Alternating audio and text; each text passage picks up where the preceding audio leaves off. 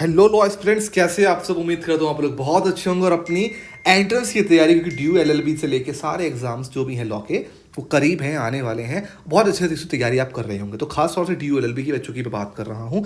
आज हम डिस्कस करने वाले हैं वॉइड कॉन्ट्रैक्ट्स को, ठीक है। इससे पहले के लेक्चर में हम इंडियन कॉन्ट्रैक्ट एक्ट को बहुत अच्छे से डिस्कस करते आ रहे हैं। आज का हमारा लेक्चर नंबर 13 होने वाला है। जो इस चैनल पर नए हैं और वो कॉन्ट्रैक्ट एक्ट को कवर करना चाहते हैं बहुत अच्छा, बहुत इलस्ट्रेटिव मैनर के अंदर, तो पहले के लेक्चर्स को देखें ताकि एक उनकी एक पूरा अच्छे तरीके से बेसिस के फंडामेंटल्स के साथ इसको समझते हुए। आप चैनल पर नए हैं तो इसको सब्सक्राइब ज़रूर कर लें। नाउ वॉइड कॉन्ट्रैक्ट, हमेशा एक बात ध्यान रखें, जब भी किसी लॉ को पढ़ें तो उसको उसके वर्ड से समझें। हमने डिस्कस किया था, as we have discussed in the previous lecture in the fundamental lecture of Indian contract act, the word contract is there. Contract लिखा हुआ है, तो कॉन्ट्रैक्ट लिखे होने से 2 मिनट के लिए, थोड़ी देर के लिए आप इस वॉइड वर्ड को भूल जाइए कि वॉइड लिखा हुआ भी है या नहीं लिखा हुआ है। बस ध्यान दीजिए, कॉन्ट्रैक्ट लिखा है, वॉइड कॉन्ट्रैक्ट लिखा है, तो कॉन्ट्रैक्ट को आप ध्यान दीजिए। अब कॉन्ट्रैक्ट कैसे बनता है, as we have discussed, there must be a offer plus acceptance is equal to promise, right. ये सब चीज़ें हमको पता है। Now promise plus lawful consideration is become an agreement, ये एग्रीमेंट बन जाता है। अब यहाँ पे टेक्निकलिटी है, टेक्निकलिटी आपको बहुत जरूरी है समझना। अगर आप नहीं समझेंगे तो एग्रीमेंट और कॉन्ट्रैक्ट में फर्क नहीं कर पाएंगे। नाउ ऑफर एंड एक्सेप्टेंस मिली तो प्रॉमिस बन जाता है, प्रॉमिस के साथ लॉफुल कंसिडरेशन मिली तो एग्रीमेंट बन जाता है। Why I emphasized lawful consideration, because अगर कंसिडरेशन लॉफुल नहीं होगी ना, इसके फर्दर स्टेप फिर नहीं पूरे होंगे। ये क्या कहता है, अगर लॉफुल होगे तो आगे का साथ हमारा रहेगा, अगर लॉफुल नहीं रहोगे तो हमारा साथ यहीं खत्म हो जाएगा। नाउ हम 2 सिनेरियो डिस्कस करेंगे, जैसे सिचुएशन चलती आ रही है ऐसे ही डिस्कस करेंगे। Offer plus acceptance promise, promise lawful consideration agreement. Now agreement plus enforceability by law, enforceability by law, ये पहला स्टेप। दूसरा स्टेप, नाउ दिस इज तीसरा स्टेप। दूसरे स्टेप के बाद कंडीशन लग जाती है, इज इक्वल टू कॉन्ट्रैक्ट,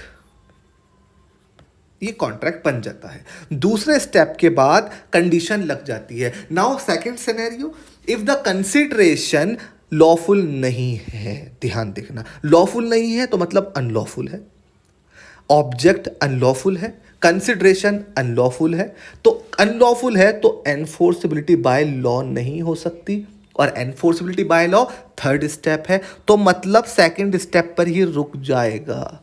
अब यहाँ रुक जाएगा तो यहाँ एग्रीमेंट तक ही सीमित हो जाएगा, कॉन्ट्रैक्ट बन ही नहीं पाएगा। क्यों नहीं बन पाएगा, क्योंकि enforceability by law third stage तो पूरी नहीं हो पाएगी, just because of unlawful object and unlawful consideration, तो कॉन्ट्रैक्ट नहीं बन पाएगा। तो हमेशा ध्यान रखना, कॉन्ट्रैक्ट और एग्रीमेंट के अंदर एनफोर्सेबल बाय एनफोर्सेबिलिटी का फर्क होता है, हमेशा ध्यान रखना। वॉइड एग्रीमेंट जो हम डिस्कस कर चुके हैं वो इसलिए ही वॉइड होते हैं क्योंकि उनके अंदर का ऑब्जेक्ट अनलॉफुल होता है या उनके अंदर की कंसिडरेशन अनलॉफुल होती है, इसलिए वो कॉन्ट्रैक्ट का दर्जा नहीं मिल पाता, इसलिए आखिरी सीढ़ी नंबर 3 वो नहीं चढ़ पाते। नाउ सीढ़ी नंबर 3 चढ़ ली क्योंकि आपकी लॉफुल कंसिडरेशन है, एक कॉन्ट्रैक्ट आपका बनके तैयार हो गया। Now we see void contract, तो contract word is there, agreement word नहीं है यहाँ पे, मतलब स्टेज 3 का वर्ड है। तो ये कहीं ना कहीं हमें मालूम होता है कि कभी ना कभी ये एक वैलिड कॉन्ट्रैक्ट रहा होगा।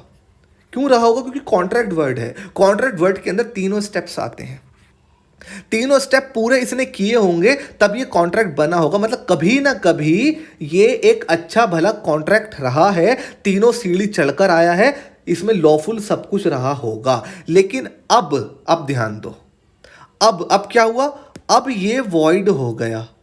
अब वॉइड क्यों हुआ, इसका मतलब हमें ये जाता है, जब भी वॉइड कॉन्ट्रैक्ट देखो तो ये सोचो कभी ना कभी ये कॉन्ट्रैक्ट था जो कि वॉइड हो गया। तो ध्यान रखो, वॉइड कॉन्ट्रैक्ट शुरू से वॉइड नहीं होते, ये सब्सिक्वेंट होते हैं, बाद में वॉइड होते हैं, सब्सिक्वेंट वॉइड होते हैं। ये सब्सिक्वेंट वॉइड पहले सही अच्छे भले कॉन्ट्रैक्ट होते हैं, बाद में कुछ ऐसा हो जाता है जो इन कॉन्ट्रैक्ट को, जो कि तीनों स्टेज पार करके आए हैं, उनको वॉइड बना देता है। Now what is the law of void contracts. A contract, ध्यान देना, एक कॉन्ट्रैक्ट है इज एन एग्रीमेंट, जैसे हमने डिस्कस किया था step 2, agreement enforceable by law. Agreement जो कि लॉ से एनफोर्सेबल बाय होता है वो कॉन्ट्रैक्ट बन जाता है, वो कॉन्ट्रैक्ट बन जाता है। अवॉइड एग्रीमेंट मतलब स्टेज 2, ध्यान देना ये स्टेज 3 आ गई है क्योंकि स्टेप 3 है ना ये, agreement plus enforceability bye law मतलब कॉन्ट्रैक्ट। अवॉइड एग्रीमेंट मतलब स्टेज 2 है, 3 पे नहीं आ पाया, एनफोर्सेबिलिटी नहीं है। बहुत टेक्निकल है लेकिन बहुत ब्यूटीफुल है, बहुत ईजी है, ध्यान देना। अवॉइड एग्रीमेंट मतलब एनफोर्सेबल बाय लॉ नहीं, क्या कह रहे हैं, is one which can not be enforced by law. Law enforce नहीं करता मतलब थर्ड स्टेज नहीं आती इसके अंदर, तू 2 पे रुक गया, वॉइड बनकर रह गया, वो भी एग्रीमेंट, कॉन्ट्रैक्ट भी नहीं बन पाया। समटाइम्स क्या होता है, agreement which is enforceable by law मतलब contract can become void. Contract जो अच्छा भला होता है ना वो भी वॉइड हो जाता है। Contract can be declared by void to be by court. अब कॉन्ट्रैक्ट वॉइड डिक्लेयर कौन करेगा, कोर्ट ऑफ लॉ करेगा, ये ध्यान रखना आप। कॉन्ट्रैक्ट को court of law wide declare करता है। This is a contract which was originally valid. ये कॉन्ट्रैक्ट जो होते हैं ना वाइड कॉन्ट्रैक्ट, ये ओरिजिनली वैलिड होते हैं लेकिन बाद में कुछ ऐसा होता है, कुछ ऐसे परिस्थितियां, ऐसे सर्कमस्टेंसेस आ जाते हैं जो कि इनको वॉइड कर देते हैं। मतलब सब कुछ बढ़िया होता है लेकिन बाद में कुछ ऐसा होता है जो इन अच्छे भले कॉन्ट्रैक्ट को वॉइड कर देता है।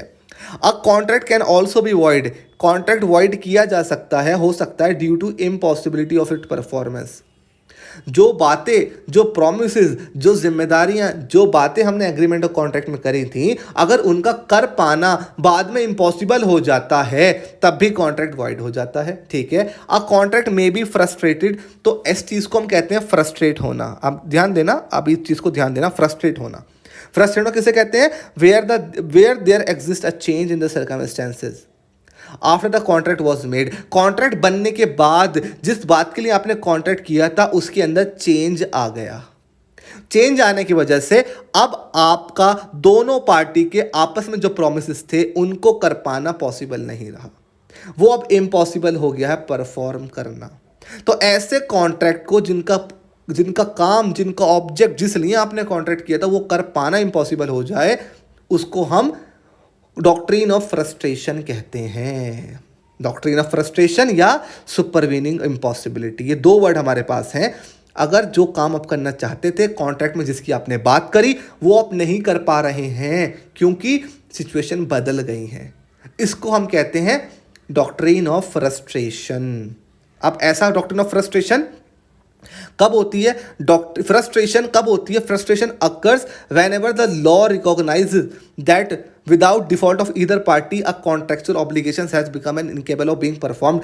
दोनों पार्टी के बिना किसी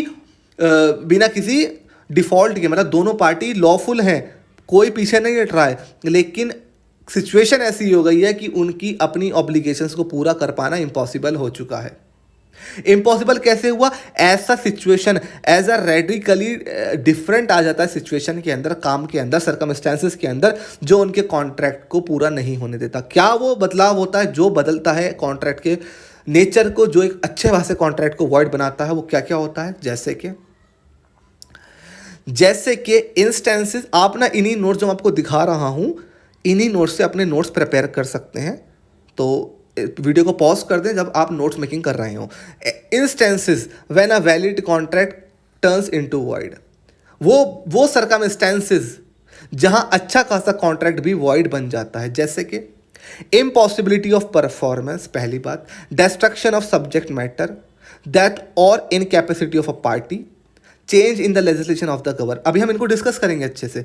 intervention of war, one of the parties become enemy alien, cancellation of a voidable contract, one of the parties become mentally unsound. So these are the circumstances, these circumstances render a contract as well a void contract। जैसे कि यहाँ हमने illustration समझाया हुआ है, आपने 2 लोगों से कॉन्ट्रैक्ट किया कि भाई चाइना से, आपने चाइना में रहने वाले एक बंदे से कॉन्ट्रैक्ट किया, आप इंडिया के हैं, कि हम पर्टिकुलर माल आपस में शेयर करेंगे, आप मुझे भिजवाएंगे, आपने पैसे सब कुछ दे दिए, एग्रीमेंट कर दिया, कंसेंट सारी चीज़ें थी, लॉफुल इन्फोर्स हुआ, कॉन्ट्रैक्ट बन गया। लेकिन अचानक क्या हुआ, इंडिया की चाइना से वॉर हो गई, इंटरवेंशन ऑफ वॉर, हमने पढ़ा है ना इंटरवेंशन ऑफ वॉर। अब इसके अंदर क्या हुआ, इंडिया ने चाइना के साथ इम्पोर्ट एक्सपोर्ट पर बैन लगा दिया। अब आपका कॉन्ट्रैक्ट तो स्टेज 1, स्टेज 2, स्टेज 3 तीनों से होके गुजरा था। ऑफर भी था, उधर से एक्सेप्टेंस भी थी, प्रॉमिस बना तो लॉफुल कंसिडरेशन भी थी, एग्रीमेंट बना तो एनफोर्सेबिलिटी बाय लॉ भी था, कॉन्ट्रैक्ट अच्छा था। लेकिन फ्यूचर में ऐसी बात हो गई, ऐसी सर्कमस्टेंसेस आ गए, आपके कॉन्ट्रैक्ट को पूरा कर पाना become impossible because there is a ban on the from the side of a government on export import to China और फ्रॉम चाइना। तो आपका कॉन्ट्रैक्ट वॉइड हो जाएगा because supervening impossibility doctrine of frustration. So these are the instances of void contract. I hope you have understood so far. Now move to the second illustration. Impossibility of performance due to action by someone. आप दोनों ने contract किया, particularly आपने contract किया और आपने कहा हम गोदाम के अंदर एक माल है, ये आपने कहा यहाँ पे ना फ्रेजाइल क्या कहते हैं इसको, स्टॉक रखा हुआ है गोदाम के ना। सपोज करो डिस्पोजेबल होते हैं ना गिलास विलास प्लेट वेट, तो स्टॉक रखा हुआ है एक गोदाम के अंदर, राइट। और आप ए हैं, आपने बी पार्टी से कॉन्ट्रैक्ट किया कि आप उसको डिलीवर करेंगे, आप अपने माल को, अपने डिस्पोजेबल प्लेट्स को, डिस्पोजेबल आइटम्स को डिलीवर करेंगे टू पर्टिकुलर डिस्ट्रीब्यूटर। आपने कॉन्ट्रैक्ट किया, बहुत अच्छा कॉन्ट्रैक्ट, सारी चीज़ें थी, स्टेज 1, स्टेज 2, स्टेज 3 सब पार हो गया, कॉन्ट्रैक्ट बन गया। एग्जीक्यूट करने से पहले किसी बदमाश ने आकर आपके गोदाम में आग लगा दी, आपके गोदाम में आग लगा दी, तो अब क्या आप अपनी जली हुई प्लेटें देंगे उसको? नहीं। क्यों? इम्पॉसिबल हो पाया है अब कॉन्ट्रैक्ट आपको देना, परफॉर्मेंस इम्पॉसिबल हो गई है अब आपकी। क्यों हो गई है? जो आपका ऑब्जेक्ट था, जो आपके पार्ट की ऑब्लिगेशंस थी, नाउ इट इज इम्पॉसिबल। आप कैसे देंगे? नाउ सब कुछ बर्बाद हो गया। तो किसी के एक्शन से अगर ये सब चीज़ें आपकी जो आपने कॉन्ट्रैक्ट किया है वो ख़त्म हो जाता है किसी के एक्शन द्वारा, तो वो आपका कॉन्ट्रैक्ट वॉइड कॉन्ट्रैक्ट बन जाएगा। किसी के एक्शन द्वारा आपकी पार्ट की जो कॉन्ट्रैक्ट था वो परफॉर्म कर पाना इम्पॉसिबल हो गया, जैसे किसी बदमाश ने आग लगा दी, तो उसके पार्ट से, उसके एक्शन की वजह से आपके पार्ट की परफॉर्मेंस इम्पॉसिबल हो गई है, तो the perfect contract becomes a void contract. Now you are the two parties, party A and party B. आपने कॉन्ट्रैक्ट कर लिया, stage 1, stage 2, stage 3, as we have discuss, सारी पार कर ली। नाउ कॉन्ट्रैक्ट एग्जीक्यूट होने से पहले ना आपका पार्टनर मतलब वन ऑफ द पार्टी, एक ए पार्टी यहाँ पे है, वो बी पार्टी है, बी पार्टी को मेंटली अनसाउंड हो जाती है, मतलब पागल हो जाती है। बी पागल हो गया, कॉन्ट्रैक्ट अच्छा खासा बन गया, लेकिन इसके पागल होने की वजह से कॉन्ट्रैक्ट पूरा नहीं हो सकता। तो अगर पार्टी मेंटली अनसाउंड हो जाती है ना, तब भी कॉन्ट्रैक्ट फ्रस्ट्रेट हो जाता है। I hope you are getting my point. Contract अच्छा खासा बन गया, लेकिन सुपरवीनिंग इम्पॉसिबिलिटी बाद में हो रहा है, ये कॉन्ट्रैक्ट बनने के बाद में हो रहा है। Death of a business partner, आपका बिजनेस पार्टनर है, आप दोनों ने कॉन्ट्रैक्ट किया है अच्छे खासा, ठीक है, और आपका डेथ हो गई बिजनेस पार्टनर की, तो कॉन्ट्रैक्ट वॉइड हो गया, अब वो पूरा नहीं हो सकता क्योंकि पार्टनरशिप खत्म हो गई। जब कोई पार्टनर मर जाता है ना, जैसे पार्टनरशिप आप पढ़ेंगे तो पार्टनर मरता है ना अगर, तो पार्टनरशिप खत्म हो जाती है। तो आपकी पार्टनरशिप फर्म ने किसी से कॉन्ट्रैक्ट किया होगा, पार्टनर मर गया, पार्टनरशिप फर्म ही खत्म, तो कॉन्ट्रैक्ट एग्जीक्यूट नहीं हो पाएगा। हालांकि कॉन्ट्रैक्ट बन गया था, यही बात ध्यान रखने की, कॉन्ट्रैक्ट बन चुका था। आफ्टर सुपरवीनिंग सब्सिक्वेंटली ऐसी चीज़ें हो रही हैं तो कॉन्ट्रैक्ट को वॉइड कर रही हैं। Now change in the legislation by the government, जैसे कोविड-19 आया, कोविड-19 आया नहीं आया, कोविड-19 में अंदर क्या गवर्नमेंट ने कहा, अब सपोज करो कोविड-19 में आप ऐसा सिचुएशन करो कि आप जो है किसी एक हॉल को बुक करने वाले थे शादी के लिए, बहुत ध्यान देना, शादी के लिए हॉल को बुक करने वाले थे और आपने हॉल बुक कर लिया, उसको पैसे दे दिए, लॉफुल कंसिडरेशन थी, एग्रीमेंट बन गया, एनफोर्सेबल बाय लॉ था, एक कॉन्ट्रैक्ट बने कि हाँ 12 तारीख को आपका फंक्शन हमारे हॉल के अंदर होगा, शादी का फंक्शन है, आपने कर दिया फंक्शन, आपकी डेट आपने रखी 11 तारीख, 11 दिसंबर आपने डेट रख ली, ये आपका कॉन्ट्रैक्ट है दोनों के बीच में।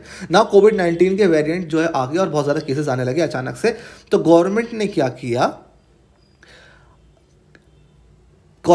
किया, जो ऐसे हॉल के अंदर शादी या जहाँ गैदरिंग ज़्यादा होती है ना, उन पर बैन लगा दिया। बैन लगाया 10 दिसंबर को, कॉन्ट्रैक्ट बन गया 8 दिसंबर को, तो कॉन्ट्रैक्ट तो परफेक्टली बन गया, बात समझ में आई, कॉन्ट्रैक्ट बन गया, लेकिन 10 तारीख को एग्जीक्यूट होने से पहले ना उस पर बैन लगा दिया गवर्नमेंट ने। तो लेजिस्लेशन में चेंज आ गया, कानून में चेंज आ गया। जैसे एक्सपोर्ट इंपोर्ट मैंने वॉर वाला एग्जांपल दिया था, वो भी यहाँ पे इस्तेमाल हो सकता है। तो लेजिस्लेशन में कोई चेंज आ जाए गवर्नमेंट की तरफ से, अच्छा भला कॉन्ट्रैक्ट भी फिर फ्रस्ट्रेट हो जाएगा, वो भी डिक्लेयर हो जाएगा एज वॉइड कॉन्ट्रैक्ट। तो दीज आर द इंस्टेंसेस, ये हमारे एग्जाम्पल थे वॉइड कॉन्ट्रैक्ट की। वॉइड कॉन्ट्रैक्ट एक्चुअली बनता कैसे है? परफेक्ट कॉन्ट्रैक्ट होता है, बाद में सुपर विनिंग इम्पॉसिबिलिटी की वजह से वो ऐसा हो जाता है। जो मैंने आपको ओरली पढ़ाया है वो सारी चीज़ें इस एग्जाम्पल्स में लिखी हैं। You can stop the video and copy these examples also, right? Now there is some difference between void agreement and void contract, ठीक है? Now what are these differences? Let's see the differences here. Void contract, whenever I said ना void contract, जब भी void contract कहता हूँ ना, हमेशा ध्यान रखना तीनों स्टेजेस पूरी हुई थी इसके अंदर। void agreement only 2 stages, ये बात ध्यान रखना, ये तुम्हें कोई नहीं बताएगा, बहुत मुश्किल है, ये मेरी खुद की इंटरप्रिटेशन है। परफेक्टली वॉइड कॉन्ट्रैक्ट क्या होता है? परफेक्टली वैलिड व्हेन फॉर्म्ड, जब बना था तीनों स्टेज पूरी करके आया था, परफेक्टली वैलिड था। इट बिकम्स वॉइड सब्सिक्वेंटली, बाद में वॉइड हुआ, पार्टनर के मरने पे वॉइड हुआ, वॉर हो जाने पे वॉइड हुआ, डेथ हो जाने पे वॉइड हुआ, चेंजेस लेजिस्लेशन में आके वॉइड हुआ। ये सारे जो इंस्टेंसेस है ना, ये वॉइड होने के हैं, ठीक है? Now void agreement, it is void from the very beginning of its formation, ये जब बना था ना तब से ही void है। क्यों void है? क्योंकि enforceable by law था ही नहीं, ऑब्जेक्ट और कंसिडरेशन हमेशा इसकी अनलॉफुल थी, इसलिए स्टेज 3 पे नहीं आ सका था, स्टेज 2 पे रख के ही void agreement बन गया था, बात ध्यान रखना, ठीक है? becomes void under special circumstances, special circumstances के अंदर void होते हैं void कॉन्ट्रैक्ट, ऐसे नहीं हवा हवा में void हो गए, कुछ स्पेशल सर्कमस्टेंसेस होते हैं जो हमने डिस्कस किए हैं। लेकिन वहीं पे void agreement, it becomes void because of missing of any essential element of the form of a contract, essential element miss होता है इसके अंदर, तो ये void agreement बनते हैं। essential element क्या? consideration lawful नहीं होती है इसके अंदर, ठीक है? इसके अंदर consideration lawful नहीं होती है, इसके अंदर ऑब्जेक्ट लॉफुल नहीं होता है, तो इसके अंदर मिसिंग होते हैं एसेंशियल एलिमेंट, ये पूरा परफेक्ट होता है। लेकिन तो ये इन दोनों में फ़र्क है, स्टेज 2 पर रह जाता है, स्टेज 3 पर आ जाता है। आई होप आपको वीडियो पसंद आई हो, वाइड कॉन्ट्रैक्ट के बीच वाइड कॉन्ट्रैक्ट समझ में आया हो ये क्या होता है, और आपने अच्छे नोट बनाए हुए हैं। जो मैंने आपको अब तक पढ़ाया है ये मैंने पर्टिकुलर सोर्सेज से नोट्स को बनाया है। किन किन सोर्सेज से मैंने इनको कलेक्ट किया है वो सोर्सेज मैं डिस्क्रिप्शन में डाल दूंगा, ये you may check the sources also, right? So if you have not subscribe the channel, you may subscribe and like and share the video also. Thank you so much guys, thanks a lot.